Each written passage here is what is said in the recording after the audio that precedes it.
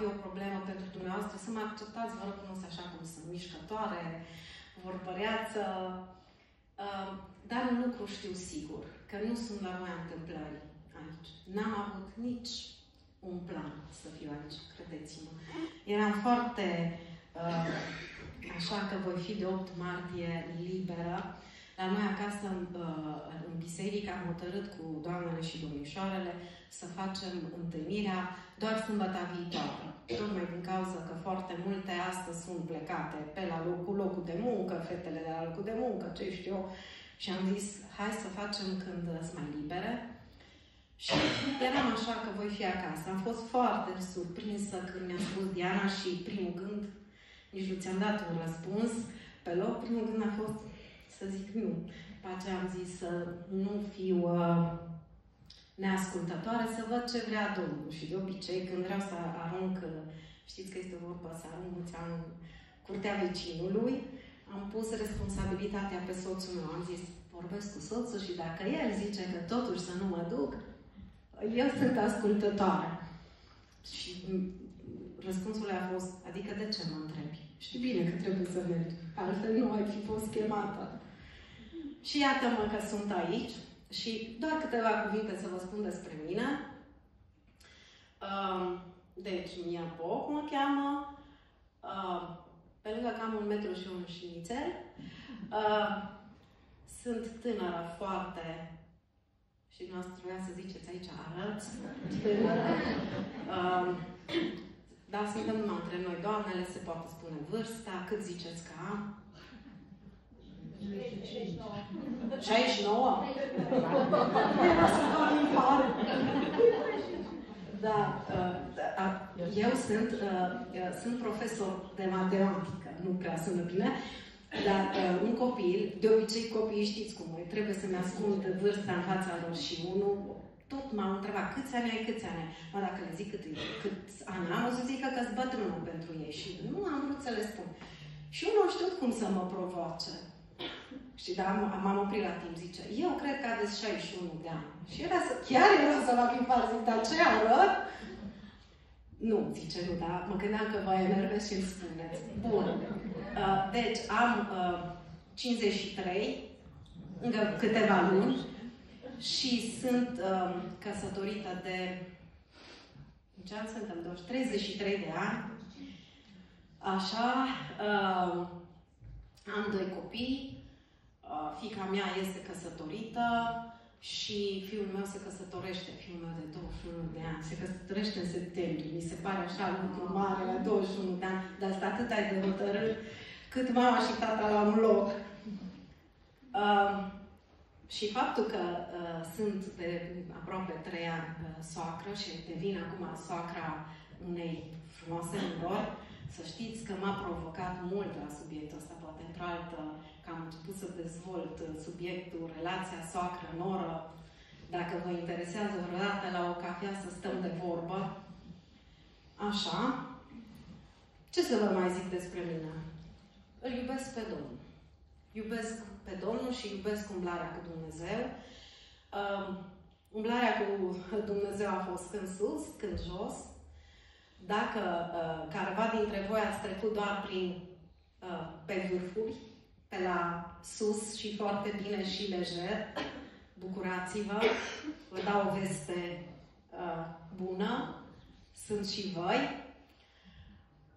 dar credeți-mă că ceea ce a adus, că eu nu zic că am îmbătrânit, eu zic că am adăugat valoare. În fiecare an am plus valoare la viața mea, în voi.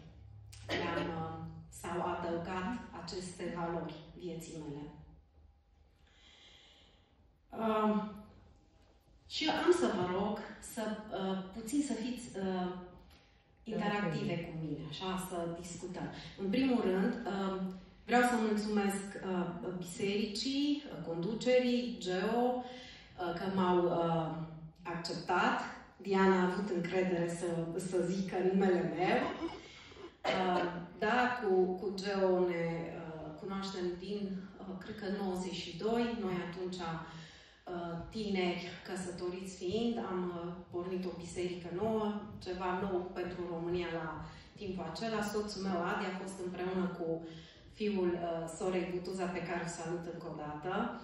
Au fost împreună la școală în Anglia și când a venit, a avut din partea Domnului această viziune că trebuie ceva nou pentru vremea aceea și suntem la 33 de ani de existență și ca biserică. Și mă duc mai departe. Asta am vrut să salut și să mulțumesc pentru că m-ați primit aici. Vreau să vă întreb și să-mi răspundeți, măcar câteva dintre dumneavoastră, la ce vă gândiți când spun pustiu? Nisip. Nisip. Ziceți-mi. Cum? De n-aud. Uscat. Secetă. Secetă. Deșert. Deșert. Cred că e sinonim pustiu cu acum la română, nu știu. Singurătate. Singurătate. Lipsă de viață. Lipsă de viață. Monotonie. Monotonie. Îmi ziceți mesajul. Bun, e bine. Dar asta e bine, că înseamnă că vă așteptați la ce urmează. Cămile. Cămile? Bun. Pentru că eu sunt profesor de matematică, nu de limba română, să știți că atunci când abordez un subiect, întotdeauna îmi place, asta mi-a făcut un stil al meu, pornesc prin a verifica noțiunea pe care vreau să o prezint în dicționarul limbii române. Și dați-mi voie să vă citesc, din cauza că mai am și eu emoții, că am niște elevi mai mari acum în fața mea, care așa o să mă mai folosesc de hârtii. Dicționarul limbii române definește termenul ca fiind un ținut care se află în stare sălbatică, fără vegetație, fără populație, în care nu se află nimeni și nimic. Iar în sens figurativ, înseamnă a fi în pustiu sau a fi pustiu, înseamnă a fi singur, părăsit, copleșit de singurătate, apăsătoare, deznădăjduit. Am făcut o prezentare, pentru mine foarte importantă, memoria vizuală. Întotdeauna mi se fixează mult mai bine dacă proiectez și de asta am făcut o prezentare. Poate mai sunt câteva persoane ca și mine. În pustiu, singurătatea este la ea acasă. Viața este o luptă, e adevărat, o luptă pentru supraviețuire, iar absența apei, ce se întâmplă când nu avem apă? Dezvoltă sentimentul apropierii sfârșitului. Acum, după ce am zis definiția, vi se pare ceva frumos la deșert? Sincer. Nu prea. Oare pentru noi ce înseamnă în mod specific și individual? Deșert, pustiu. Mă voi duce mai mult pe pustiu.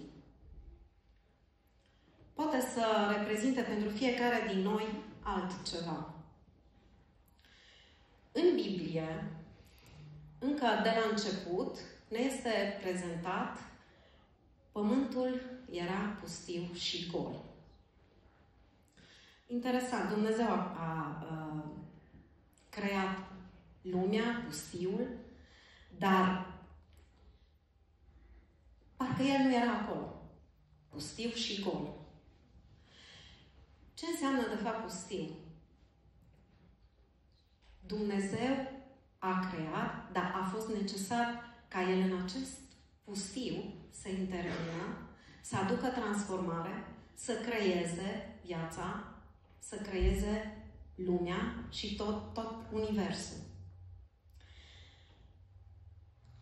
Pe parcursul Bibliei, pe paginile Bibliei, pustiul este locul în care multe personaje și-au relansat viața, grație unui cumul de circumstanțe.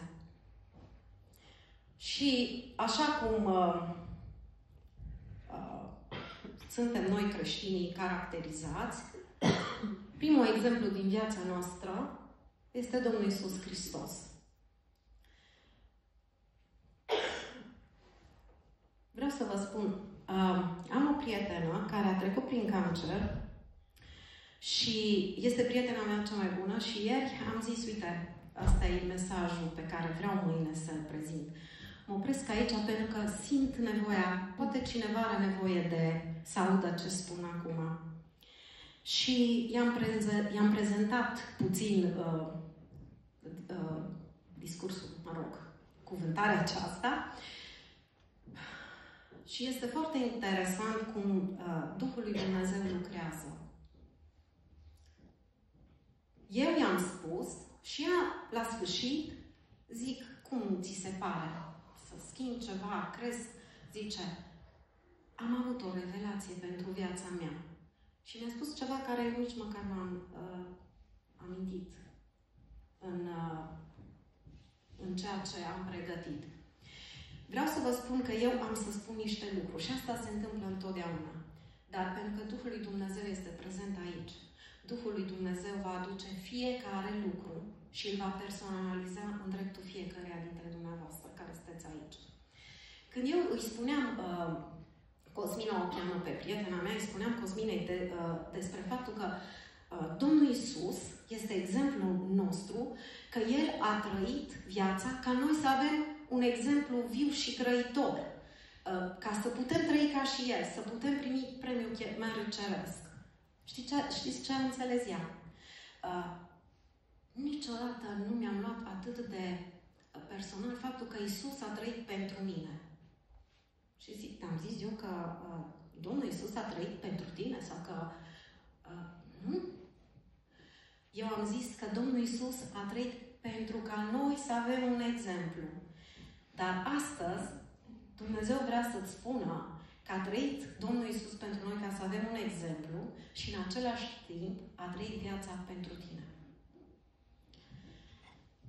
Cred că pentru cineva este important lucrul acesta. Pentru mine oricum este important că Domnul Iisus a trăit viața pentru noi și pentru ca noi să avem un exemplu viu. În Matei 4:1, o să-mi fie greu să deschid Biblia, vă rog să mă credeți că spune ceea ce zic eu. Dacă aveți Biblie și vreți să deschideți, în Matei 4:1 ni se spune că Iisus a fost dus de către Duhul în pustie. Când am citit lucrul acesta, asta s-a întâmplat nu foarte de mult, am citit de mai multe ori, dar acum vreo 2 luni, o lună și ceva, într-o dimineață, în timpul meu cu Domnul, am fost atât de tulburată de... Cum adică Domnul Iisus a fost dus de Duhul? Mie mi s-ar fi părut mai confortabil să scrie acolo că Duhul să-L păzească pe Iisus să meargă în pustie, pustiul fiind un loc care nu-mi place. Eu personal aș fi zis, ar fi trebuit poate să-L păzești. Dar, citind mai departe, adevărul pe care l-am descoperit aici mi-a adus multă pace. Duhul, când spune Duhul a dus, ne arată nouă faptul că Duhul s-a dus cu Iisus în pustie. Nu l-a trimis. Nu a zis, du-te și ești singur acolo. Nu. Duhul lui Dumnezeu s-a dus cu Domnul Iisus în pustie. Aceasta este prima frumusețe pe care o descoperim în experimentarea pustiului. Și vă rog să o puneți în borcănașul dumneavoastră. Și anume, în pustiu, Duhul lui Dumnezeu este cu noi. Niciodată nu ne trimite singuri. Întotdeauna El este cu noi. Domnul Iisus a fost ispitit în pustiu ca să-i fie coruptă loialitatea față de Dumnezeu. Gândiți-vă, după ce în Matei 3 Domnul Iisus este botezat de către Ioan, se deschide cerul și un glas se aude din cer, acesta este Fiul meu în care îmi găsesc toată plăcerea. Credeți că Satan nu a auzit? Cu siguranță și Satan a auzit. Și cu siguranță a văzut când porumbelul a venit. Duhul lui Dumnezeu, sub forma unui porumbel, a venit și s-a așezat pe Domnul Iisus. Și cu toate astea, ce face diavolul? Vine și zice, oare am zis Dumnezeu? Oare ești tu Fiul lui Dumnezeu? Să înțelegem bine. Eu cred că au fost multe ispite, nu numai astea care ni se sugerează, care ni se amintite în Matei. Dar diavolul vine cu aceste ispite când Domnul Iisus este la o epuizare fizică. După 40 de zile, când nu mănânci și nu bei, nu uitați că Domnul Iisus a fost și El om. Din moment ce a fost om, a experimentat ca și noi epuizarea aceasta după 40 de zile să nu mănânci și să nu bei apă. Și când diavolul vine și îl ispitește pe Domnul Iisus, nu îl ispitea, nu venea cu ceva care nu era adevărat. Venea doar, ești Fiul lui Dumnezeu? Dacă pe mine m-ar întreba, ești fata lui Maria? Păi da, sunt. Nu văd că aș greși. Aș vrea să vedem aici că Domnul Iisus, cred că am luat-o prea repede, Domnul Iisus folosește cea mai puternică armă ofensivă pe care o avem la îndemână. În Efeseni 6 ne este descrisă armătura creștinului. Și acolo avem, chiar uitați-vă, este singura armă ofensivă, sabia Duhului, care este cuvântul lui Dumnezeu. Și Domnul Iisus cu ce răspunde? Cu cuvântul. Este scris. Puneți în borcanașele dumneavoastră. Avem la îndemână, când suntem în pustie, cea mai puternică, haideți să spunem, cea mai performantă armă. Pentru că cuvântul lui Dumnezeu este de actualitate în orice vreme. A fost acum 2000 de ani și este astăzi. Pe lângă faptul că Dumnezeu nu ne-a trimis singuri, Duhul lui Dumnezeu este cu noi, avem la îndemână cea mai puternică armă.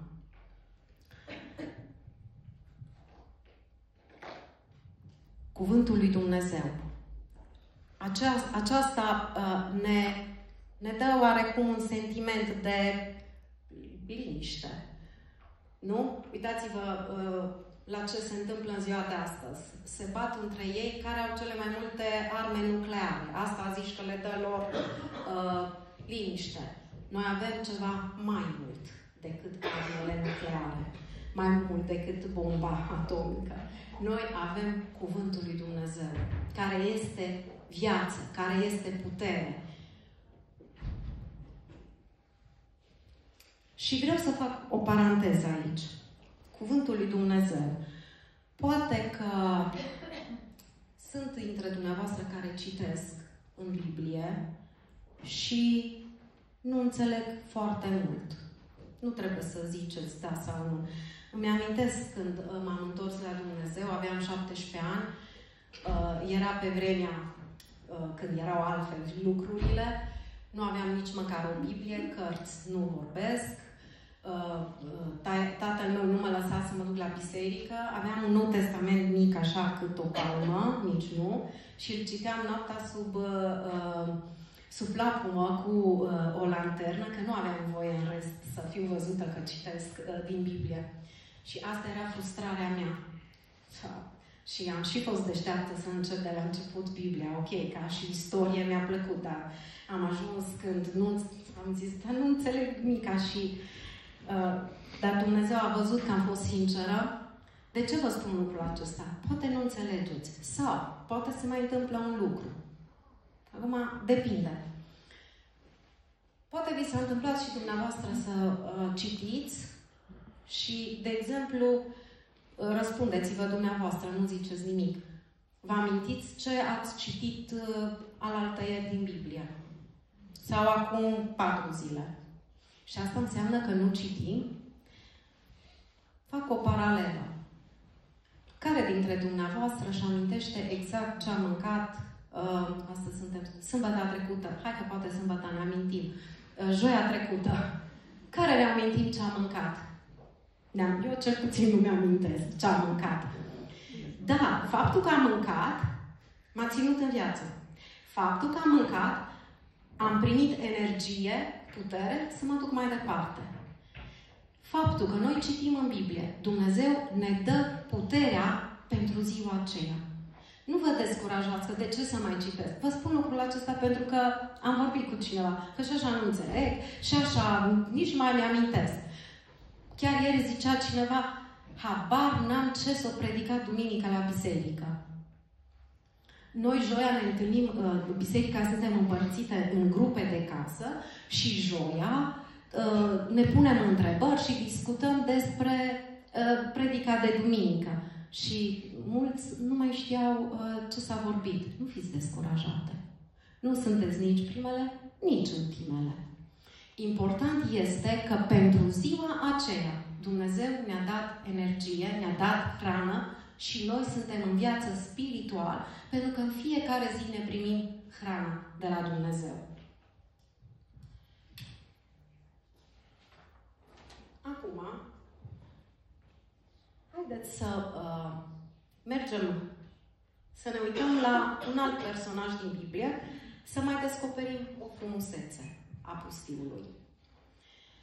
Să ne uităm la Moise, un tânăr puternic, a fost crescut ca un prinț la curtea lui Faraon și cu toate astea, el a știut despre Dumnezeul poporului lui Israel. Și el a știut că Dumnezeu are un plan cu viața lui pentru poporul acesta. Și el crede că e pregătit, gata de acțiune. Se apucă să facă el ce crede de cuvință că trebuie să pună, cumva să-l ajute pe Dumnezeu să-și ducă planul la îndeplinire.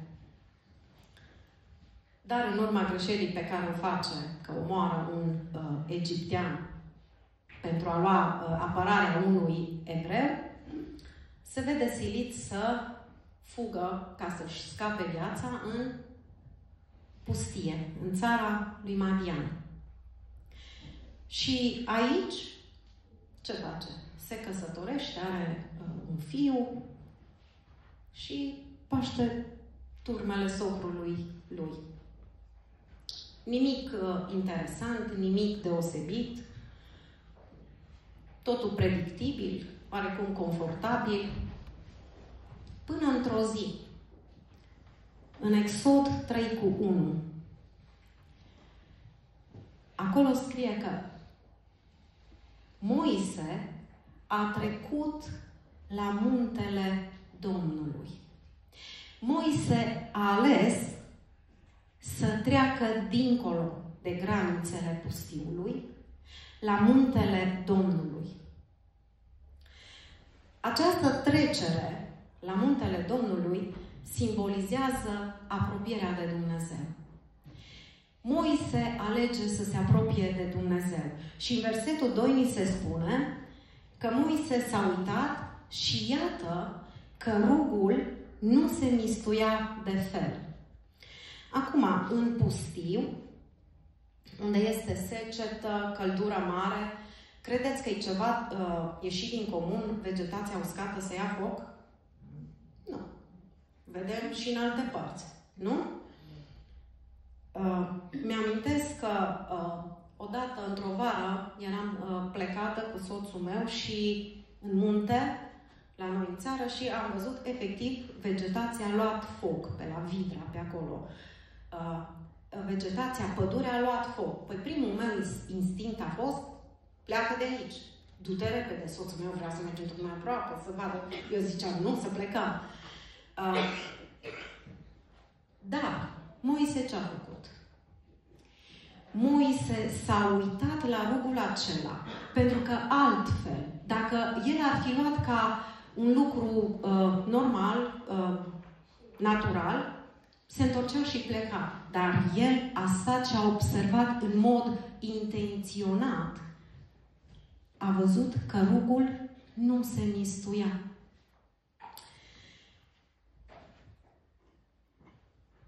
Când, prin străbaterea pustiului, alegem în mod intenționat, hotărât, să ne focalizăm pe ce anume are Dumnezeu în plan cu viețile noastre.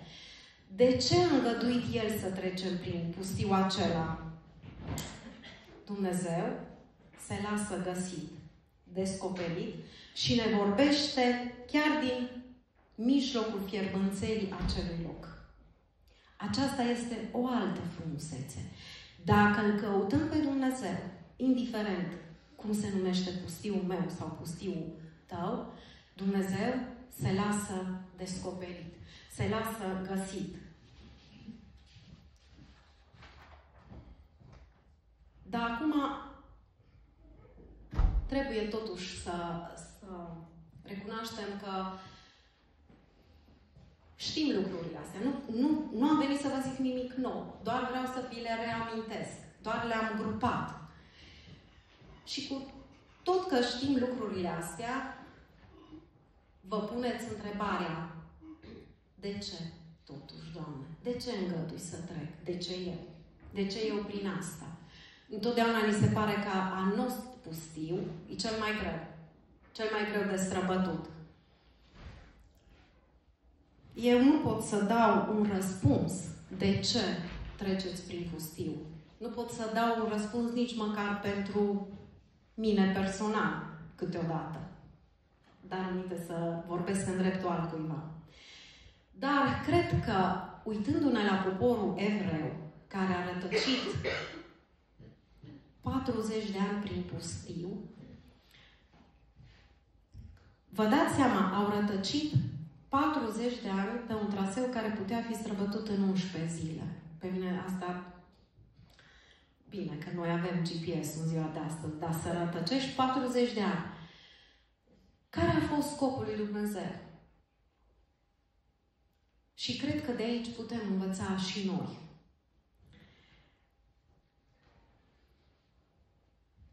În Deuteronom 8:2 ni se spune: adu-ți aminte de tot drumul pe care te-a călăuzit, ca să te smerească, să te încerce, să-ți cunoască pornirile inimii. Un motiv pentru care Dumnezeu îngăduie să experimentăm pustiul este disciplinarea. Acum, în ziua de astăzi, cuvântul acesta, disciplinare, nu prea îl mai auzim, nu-i prea plăcut. Din păcate, multă lume pune egal între disciplinare și bătaie, ceea ce nu e adevărat. Dumnezeu a îngăduit, spune foarte clar, să te smerească, să te încerce. Câteodată avem nevoie de disciplinare. Eu personal am trecut prin pustiu și doar atunci am ieșit de acolo, în momentul în care am recunoscut că am nevoie de disciplinare. E interesant, așa cum în viața mea de zi cu zi sunt profesor și am obligația să promovez un copil doar când își însușește anumite lecții, anumite cunoștințe. Exact așa și noi vom trece, vom ieși din pustiu și vom trece la un alt nivel spiritual, doar atunci când învățăm lecția. Așa că iubiți disciplinarea și uitați-vă la ea ca la ceva frumos în pustiu. Faptul că din cauza acestei disciplinări vom ieși upgrade, mai sus. Suntem mai pregătite să ducem lucrarea lui Dumnezeu, să ducem vestea bună, să ne facem partea noastră în împrăștierea Împărăției lui Dumnezeu.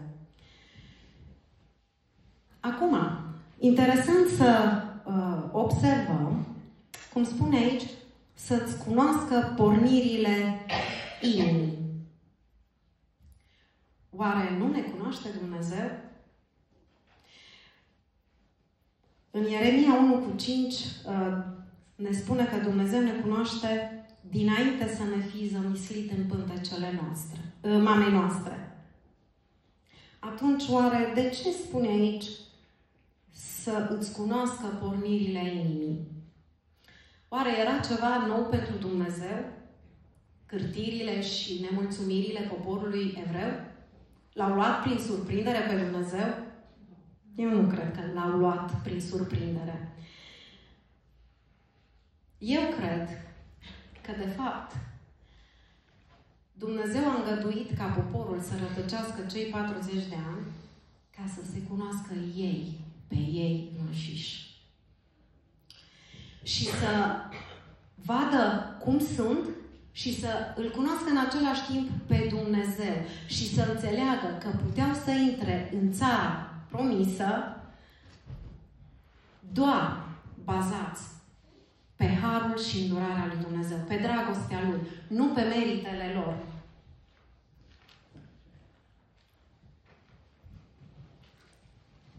De multe ori ne este îngăduită fierbânțarea pustiului pentru a ne cunoaște pe noi înșine. Da? Și pentru a-L cunoaște pe Dumnezeu, să cunoaștem cât este El de extraordinar.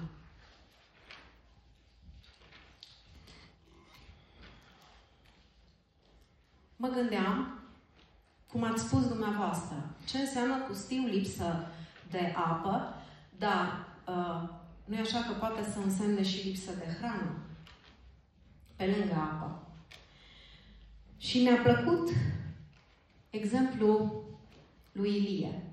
Chiar am zis, Dumnezeu ne-a dat în cuvântul Lui exemplu pentru absolut toate provocările care ar putea apărea în pustiu. În 1 Împărați 19:5, atunci când Ilie a fost, știți și dumneavoastră, a fost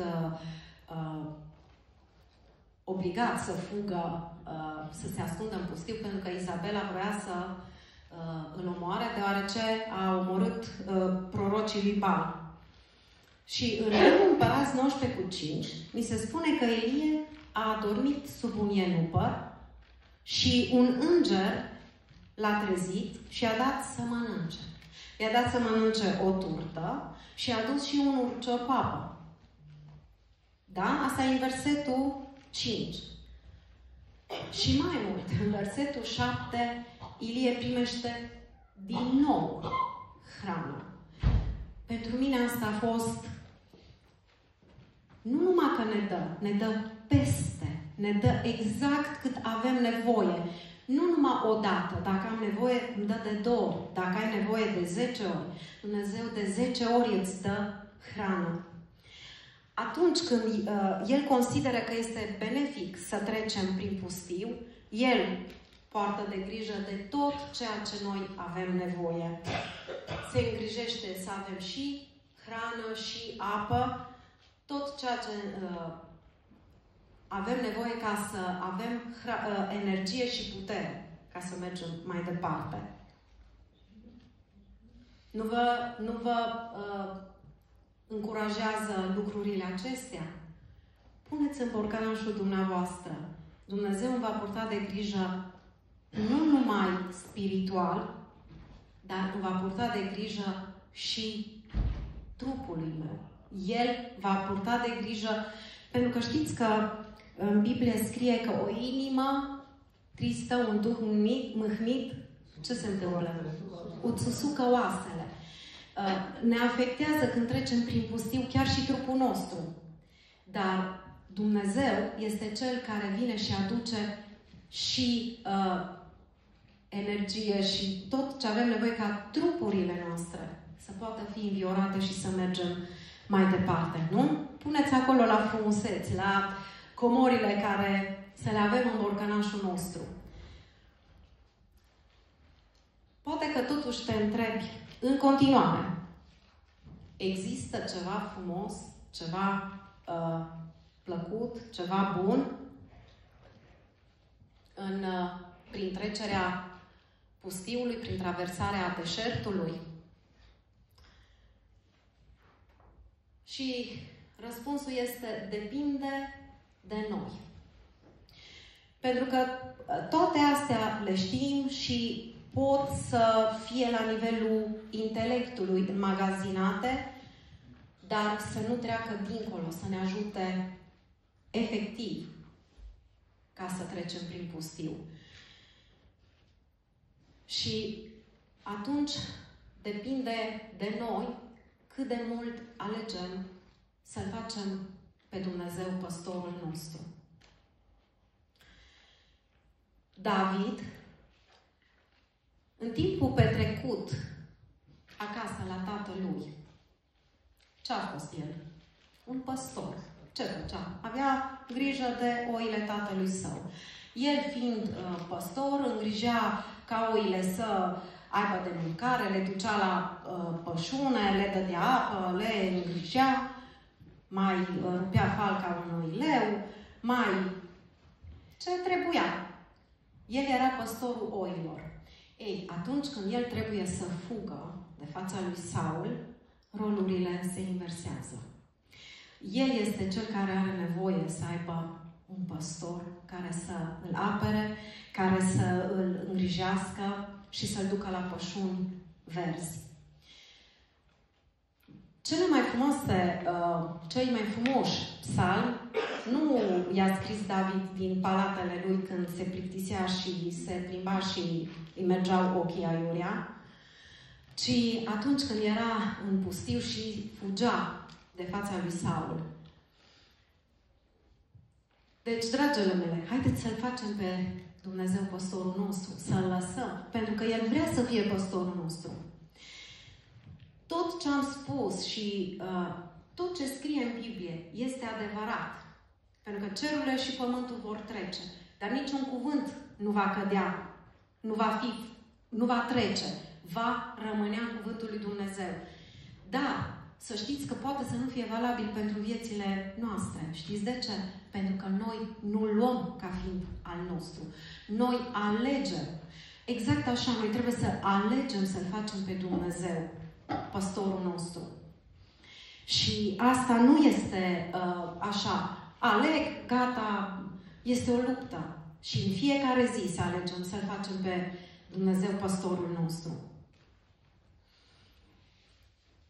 Păstorul cel bun era Dumnezeu pentru David și el a procurat tot ce a avut nevoie. I-a purtat de grijă. Și nu numai odată. El ne-a promis că ne va duce la ape de odină, la pășuni verzi. Acum, în pustiu, știți că pare să fie halucinații. Că vezi apă, vezi oază. Dar să știți că cu Dumnezeu nostru totul este posibil. Probabil că l-ați experimentat pe Dumnezeu. Nu mă îndoiesc de lucrul acesta. Dar sunt în fața dumneavoastră ca să vă spun lucrurile astea, pentru că chiar l-am experimentat pe Dumnezeu. Chiar am văzut cum Dumnezeu lucrează. Pustiul poate să pară o misiune imposibilă. Chiar poate pustiul ăsta să semene cu clipa morții. E adevărat? Dar aici Dumnezeu își demonstrează cât e măreția Lui, cine este El. Vă spuneam că sunt împreună cu soțul meu păstori în biserica din Târgu Mureș de 33 de ani și am trecut prin multe provocări și noi personal ca familie. Și vreau să vă aduc o mărturie. Nu știu care este astăzi pustiul tău, dar vreau să te încurajez. Eram tineri și după 3 ani și jumătate de la căsătorie, am rămas însărcinat, am fost foarte fericiți. Urma să avem un copil, era ceea ce ne doream, era firesc cum așa îl vedeam noi. Și când eram însărcinată în luna 4-a, știam că am niște probleme medicale, niște chisturi. Eram cu tratament pentru acele chisturi, că știam că e un pericol, dar nu aveam niciun simptom, nu aveam probleme.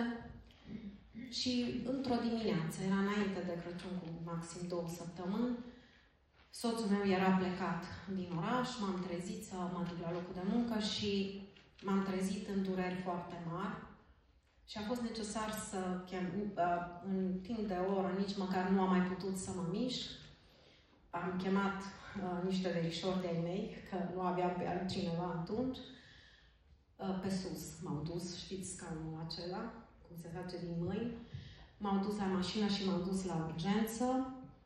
Acolo un medic pe care l-am jignit din cauza că am întrebat de medicul meu, care deja știa problema pe care o am. Am făcut un consult care a provocat spargerea 3 chisturi mari și mi s-a propus intervenție chirurgicală, scoaterea sarcinii și histerectomie totală. Stați puțin că am sărit. Prima sarcină am pierdut-o. Din cauza la astea. Asta deja e pe a doua sarcină. Iertați-mă. Deja eu vorbeam de a doua experiență. Deci, prima sarcină am pierdut-o din cauza la chisturi. După 3 ani, iarăși am rămas însărcinată. Și exact aceleași probleme. Și s-a întâmplat ce v-am spus, că a trebuit să ajung la urgență și am fost propusă pentru intervenție ca să-mi scoată sarcina a doua și să facă histerectomie totală. Aveam 26 de ani. Vă dați seama, așa durere aveam. Mai ales, adevărul este că acum, după ce am tot trecut prin dureri, poate că m-a mai călit și alt pentru durerile. Dar la 26 de ani, mi se părea că așa de... I-am zis la medicul anestezist, îmi punea întrebări dacă sunt alergică, dacă... Și pe mine așa mă supăra. Eu mor aici de dureri și tu îmi pui întrebări. Nu știam că asta trebuie să-i spun. Dar... Ca să nu credeți că numai mi s-au părut. Am să vă spun cum arătam după operație. Până la urmă nu am semnat operația aceea. Am fost sfătuită să nu accept operație de histerectomie. M-a preluat șeful secției unde eram. M-am dus. Ca să vedeți cum Dumnezeu în pustiu îți trimite ajutorul.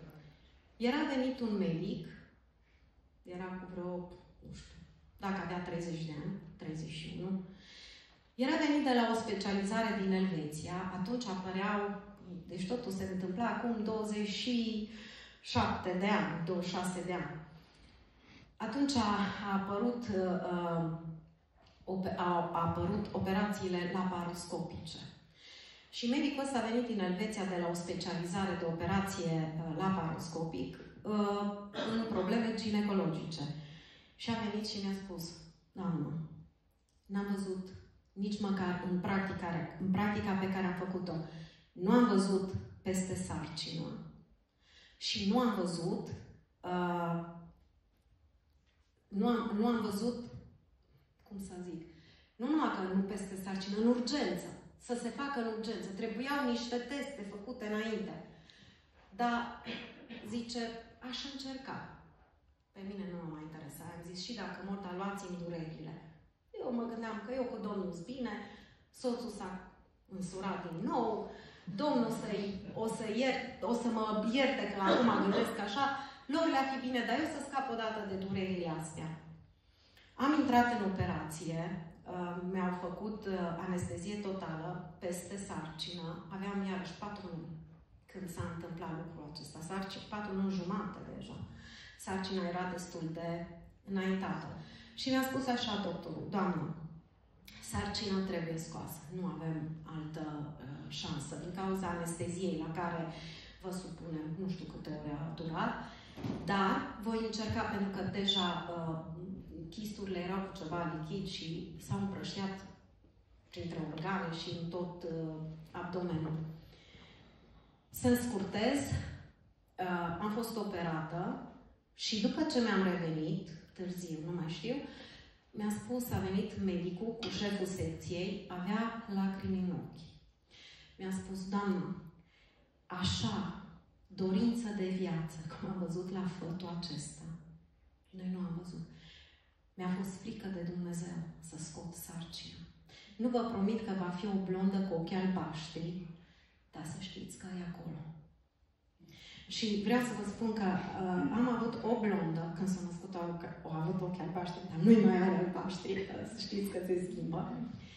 Slavă Domnului, ca să nu vă zic după aceea, mama și mama soacră, rugăciunea lor era, Doamne, să nu fie vreun copil handicapat cu anesteziile, pentru că și mai ales după operația asta până la naștere nu m-am împat, nici nu s-a mai așteptat să vrea ea să vină pe lume. M-am dus cam când a putut medicul, m-a chemat, o pastiluță, tăiat, cezariană, pentru că nu aveam voie să mai trec și prin tot procesul. Și vreau să vă spun că în ziua de astăzi e mai mică decât mine la înălțime, jumătate din cât eu, dar știți noțiunea de Speedy Gonzales. Este plină de viață. Acum nu dacă e copilul meu, dar are un intelect, am zis, cred că copilul ăsta a adunat tot ce a avut mama, tata, frații, mătușile, bunicii. Nu știu cum să vă spun că este minunea lui Dumnezeu. Și o spun cu modestie, nu pentru că e copilul meu, dar dacă ați cunoaște cum se luptă, cum s-a luptat atunci, se luptă și astăzi, pentru tot. Nu se dă în spate de la nimic și când începe, vrea să ducă... Da. Deci... Și cel mai mult ce mă bucur este că iubește pe Dumnezeu. Și iubește cuvântul lui Dumnezeu. Când vine și îmi spune, acum vreo săptămână, am terminat Biblia de la începutul anului. Am nu știu câta oară. Și de fiecare dată vine și să vedeți cum și mie și soțului ceva nu ce-a descoperit. Și știu că Dumnezeu are un plan. Și nu un plan mic cu viața ei. Am vrut să vă spun că există întotdeauna în Dumnezeu miracol. Întotdeauna la Dumnezeu. Nu că n-ați ști, știu că știți. Dar vreau credința voastră să fie ridicată, să fie... Știți cum e? Ca atunci când am ochelarii aici și știu că-s bun. Dar când îi pun pe ochi, chiar că văd bine cu ei. Știu că aveți credință, știu că știți lucrurile astea. Puneți în practică. Eu sunt așa mai energică și foarte mișcătoare. Vis-a-vis de cuvântul lui Dumnezeu. Pentru mine, cuvântul lui Dumnezeu. Mai ales întorcându-mă, când m-am întors, părinții mei eram ortodoxă, dar din păcate nu erau practicanți. Nu știam de Dumnezeu, numai că există. Când am avut prima Biblie, nu știam cum să mă rog. Și știți ce făceam? Dar vă rog să nu fiți foarte dure cu mine, să mă luați așa cum sunt și lăsați-l pe Dumnezeu să mă judece. Luam Biblia, știam că Dumnezeu știe cuvântul lui Dumnezeu. Dar, pentru ca eu să fiu încurajată, luam aici și ziceam, Doamne, aici scrie. Doamne, în Proverbe cu atât scrie. În Proverbe 3 zice, încrede-te în Domnul din toată inima ta și nu te bizui pe înțelepciunea ta. Doamne, eu astăzi mă duceam prin cameră, mai fac, ca să mă vadă ceilalți, să zică că așa, ridic cuvântul lui Dumnezeu și mă plimb prin casă. Și este când îi spun, diavolului, diavole, aici, nu mă crezi, uite aici, scrie. Mă lupt cu cuvântul. Așa, nu m-a învățat nimeni, dar știu că nu trebuie să iau ceva ce alții fac. Eu am Dumnezeul meu personal. Dumneavoastră aveți Dumnezeul dumneavoastră personal. Pentru Dumnezeu nimic nu ieși din comun. Poate că nu sună foarte religios, dar cred că Dumnezeu este extravagant. Iubirea Lui pentru mine a fost și este extravagantă. Și atunci eu îl iau pe Dumnezeu așa cum este și îl personalizez. E al meu. E al meu și El îmi dă voie să mă apropiu și să folosesc tot ce a pus El la dispoziție, așa cum cred El. Dumnezeu îți dă voie să iei cuvântul lui Dumnezeu și să te lupți așa cum tu știi. Unele poate pe genunchi, altele în pat. eu simțeam nevoia să mă întind pe burtă, nu știu de ce. Mai ales când îmi ceream iertare Domnului, simțeam că atât azi de jos, că numai dacă mă fac una cu pământul, pot să stau înaintea lui Dumnezeu. Indiferent prin ce treci. Nu știu pustiul tău care este. Poate că pustiul tău este un adolescent care îți creează probleme. Poate este o relație tensionată cu soțul. Nu știu care e pustiul tău. Dar știu că Dumnezeu, și aici aș vrea să citesc. Îmi trebuie ochelarii la Biblie, că aici nu le văd. Știți, toate din Genesa 16, știți istoria lui Agar, povestea ei. Dați-mi voie să citesc un pic. Știți cum a intrat Avram, a rămas însărcinată, Agar, vorba aia, și-a luat-o în cap și se uita deja de pe o altă treaptă la Sarai. Și pentru că Avram îi dă voie, Sarai s-a purtat rău cu ea. Și Agar ce face? A fugit în pustie. Îngerul Domnului a găsit-o lângă un izvor de apă pustie. Draga mea, indiferent care este pustiul tău, Dumnezeu te găsește în mijlocul pustiului tău. Nu în altă parte. În mijlocul pustiului tău, Dumnezeu te găsește. Și el a zis, Agar, roaba Saraiei, de unde vii și unde te duci? Ea a răspuns, fug de stăpâna mea Sarai. Îngerul Domnului a zis, întoarce-te la stăpâna ta și supune-te sub mâna ei. Îngerul Domnului a zis, îți voi înmulți foarte mult sămânța și ea va fi atât de multă la număr, că nu va putea fi numărată. Îngerul Domnului a zis, iată acum ești însărcinată și vei naște un fiu, căreia îi vei pune numele Ismael. Căci Domnul a auzit mâhnirea ta. Dumnezeu te găsește în pustiul tău și aude mâhnirea ta. Este pentru mine și pentru tine astăzi. Că Dumnezeu aude mâhnirea noastră. Ea a numit numele Domnului care îi vorbise, tu ești Dumnezeu care vede. Dumnezeu mă vede pe mine, Dumnezeu te vede pe tine. Chiar dacă pustiul meu sau al tău este poate pentru disciplină, sau este pentru ca să mă cunosc, sau este doar pentru ca să văd măreția lui Dumnezeu, știu că este îngăduit de El. Și știu că nu este întâmplător și știu. Vă rog să auziți că de asta repet, știu. Știu că El îmi va procura hrană, El îmi va procura apă. Știu că El este Cel care va purta de grijă cu tot ceea ce am nevoie. Și mai presus de orice știu că am cea mai bună armă la îndemână, cuvântul lui Dumnezeu. Dar eu și cu tine, astăzi ești aici ca să faci o alegere. Poți să stai și să-ți plângi de milă și poți să te vezi o victimă sau poți să alegi să te focusezi pe ce vrea Dumnezeu cu tine. Dumnezeu nu vrea să ieși învinsă, abia să te târli din acel pustiu. Dumnezeu vrea astăzi să te ridice, să te facă biruitoare și să mergi să strălucești și să fie o mărturie. Pentru că Dumnezeu și astăzi folosește absolut orice împrejurare a vieții noastre ca să își arate măreția, să-și arate slava. De aceea astăzi eu aleg să nu stau cu gura închisă. Aleg să aduc o mărturie. Aleg să laud numele lui Dumnezeu. Pentru că, dragile mele, dacă noi vom tăcea, pietrele vor striga. Să mă ferească Dumnezeu să tac și să strige o piatră.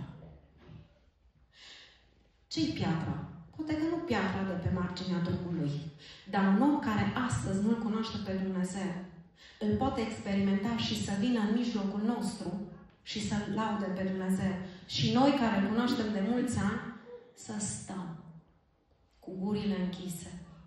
Nu este nimic greșit să-L lauzi pe Dumnezeu, să nu-ți fie rușine să spui când Dumnezeu a făcut ceva pentru tine. Am văzut multe situații, așa cum v-am spus, fiind păstori, am văzut căsnicii care erau, dimineața trebuiau să meargă să se pronunțe divorțul. Și am stat și am mers și ne-am rugat și nu numai rugăciunea, dar este una din resursele puse de Dumnezeu la dispoziție, rugăciunea. Am mers, am vorbit, am învățat din cuvântul lui Dumnezeu și Duhul lui Dumnezeu, nu noi, Duhul lui Dumnezeu a adus transformare în viețile oamenilor. Avem vreau doar ca să fiți încurajate. Avem două cazuri când au fost cupluri tinere, au fost căsătoriți, parcă până într-un punct strase la indigo. Soții au ajuns în închisoare, au divorțat și doamnele foarte tinere, pe vremea aia nu aveau copii, una avea, au venit la biserică. Ne-am rugat, am început să-L caute pe Dumnezeu, s-au întors la Dumnezeu și după ce au ieșit soții din închisoare, le-au căutat și în ziua de astăzi vreau să vă spun că s-au întors la Dumnezeu. Unul dintre ei a venit mort de beat la biserică. Venise din închisoare și aflase că soția lui frecventa o biserică, pentru el era ciudățenie la ce biserică merge, și a venit să ne învețe minte. Și l-a învățat Domnul pe minte. Ziua de astăzi este în biserică. Amândouă cupluri s-au recăsătorit în biserică. Au copii. Unul dintre ei a devenit, cel care a venit mort de beat, este director de companie. De ce vă spun lucrurile astea? Ca să vedeți cum poate să lucreze Dumnezeu. Ce Dumnezeu? Și aici nu vorbim de o biserică de la o anumită religie. Vorbim de un Dumnezeu unic, adevărat, viu și lucrător, care și astăzi lucrează. Și astăzi e aici și vrea să te încurajeze. Nu te uita la fierbânțeala, mi-mi place cuvântul ăsta, fierbânțeala pustiului. Pentru că Dumnezeu este un foc mistuitor. E mult mai mare decât fierbânțeala pustiului. Fii încurajat astăzi. Lasă-L pe Dumnezeu să-ți arate că poți să treci. Și nu numai că poți să treci. Nu oricum. Ci poate să scoată ceva extraordinar din pustiu. Puneți în borcănașele dumneavoastră aceste frumuseți și fiți binecuvântate. Domnul să vă binecuvinteze și mă rog ca Duhul lui Dumnezeu să aducă încurajare și să vă ajute să nu vă mulțumiți cu puțin. Pentru că Dumnezeul nostru nu are puțin, are mult. Și El satură după dorință tot ce are în viață. Și vreau să mă rog ca Dumnezeu să crească în voi dorința de a-L experimenta pe Dumnezeu. Amin. Amin.